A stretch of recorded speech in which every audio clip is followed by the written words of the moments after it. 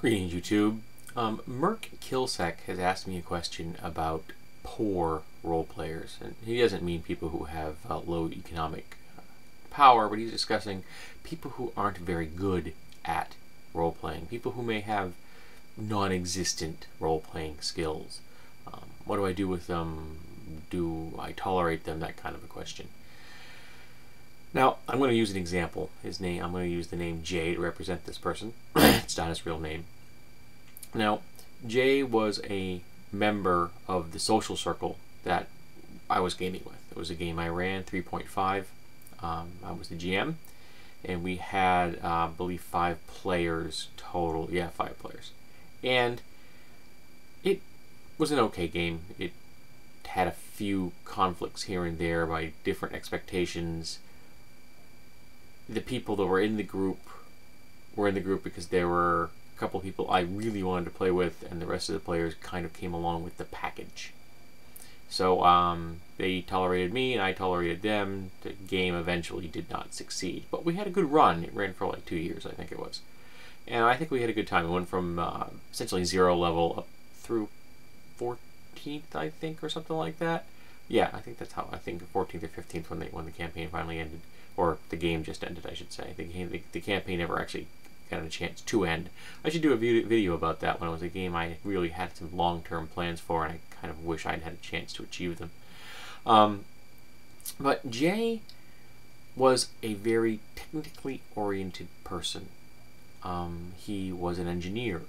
He was a computer user of the first water. I have no idea why my lighting just changed. I apologize. I think my cat just threw off my light level. But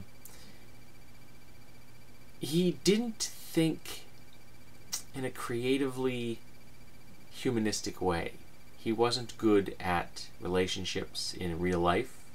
He was the nerd's nerd.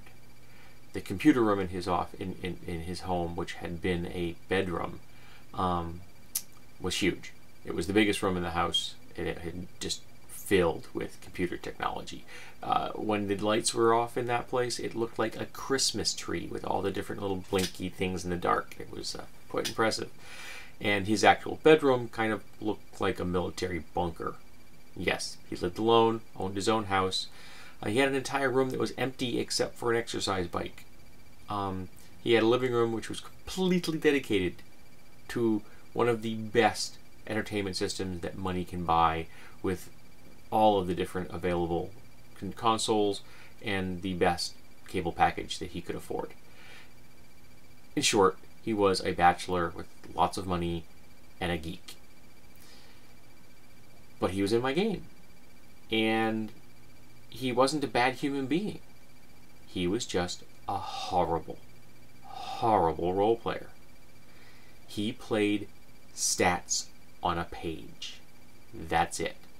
He did not play a character. His character had a name. I don't remember what it was. It was a druid. He chose a druid because under 3.5, druids are very powerful. He played the points on the page with great skill. He knew how to pick the right kind of spells. He knew how to pick the right kind of class features. And I threw a few curveballs at him. For example, I would only allow druids in my campaign to use non-metallic weapons and armor. You could use nothing that had metal in it of any kind. But I also allowed you to be completely proficient with any weapon that was not metal. So if you could find a bone two-handed sword, you could use it. No problem. No questions asked. And he did the best he could, and I would throw curveballs at him. I would put him in situations that were basic interactions with other than the NPCs of the world, and he was horrible at it. It made the worst amateur college film you have ever seen look like Shakespeare. He couldn't. The guy wasn't able to relate to human beings well when ordering pizza. So what did I do? I left him in my game. I worked around him. Oddly, he had fun. The people in the group liked him. We gamed at his house frequently.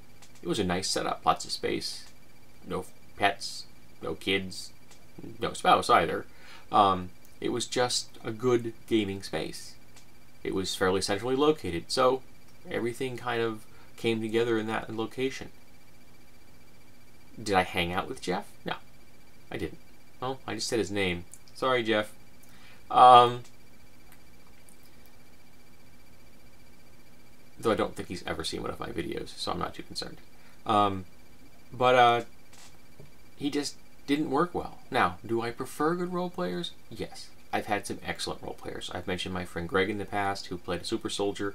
My ex-wife was a very good role player. She could immerse herself into a character like you would not believe. Didn't matter what race they were, what gender, what orientation, what class, what social standing their character had. My wife could pull it off. She was very good at what she did.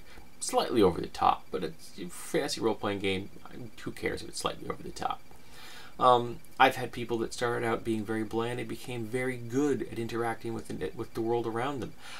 I took one guy, he started out the game with, just wanted to kill stuff and take their things, and that was fine. And yet, but before he left my campaign, I got him to spend an entire session where we never rolled a die, where he was able to interact with the world around him as a character completely immersed in the world that I had placed him. It was awesome. And I pointed it out to him, and it made him smile when he'd seen how far he'd come. So, do I like good role players? Love them. Am I a good role player? Well, quite frankly, after watching numerous videos in the last few months here on YouTube, I question whether I'm a great role player or not. But I'm adequate. I've been able to pull off the hobby. I enjoy it. But do I punish people for being bad role players? No, I don't. They're there to have their own fun. And as long as they aren't stopping anybody else from having fun, I'm not going to have a problem. It's only when somebody starts squashing the fun of others that I feel a need to step in and do something. As long as they don't do that, we're all good.